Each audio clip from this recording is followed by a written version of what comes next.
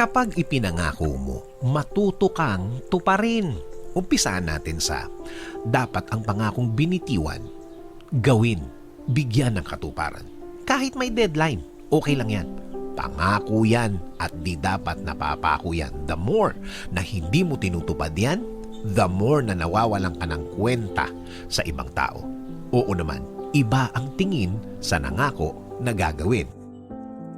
Kapag nangako, ia-adjust ng taong pinangakuan mo ang oras nila. Ang mga araw nila, magbabago ang tingin nila sa buhay. Dahil nga, may tutulong na sa kanila. Dahil nga, may taong dumating isang araw at pagagaanin na ang mabigat na araw dahil sa problema. Ganyan ang effect ng pangako sa taong pinangakuan. Maawa ka naman. Siguro sa susunod, huwag ka nang mangangako kung hindi mo naman sigurado na magagawa mo ang bagay na yon para sa taong humingi ng tulong sa'yo. Dahil ang gagawin mo lang, mas pinalala mo lang ang sitwasyon niya.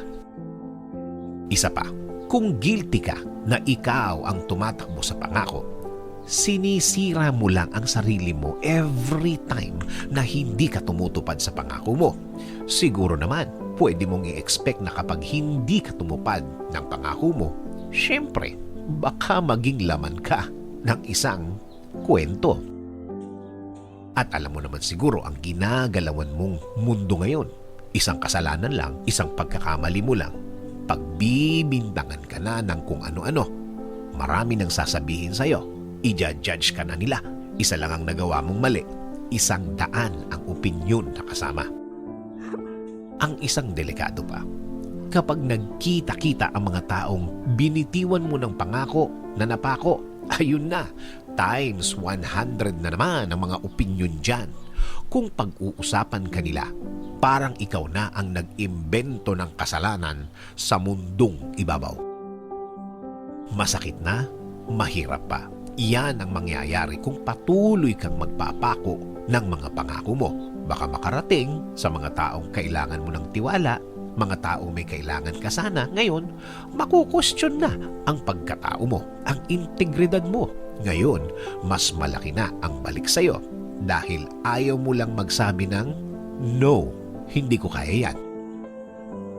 Tama, unti-unti mong sinisira ang sarili mo habang sinisira mo din ang iba.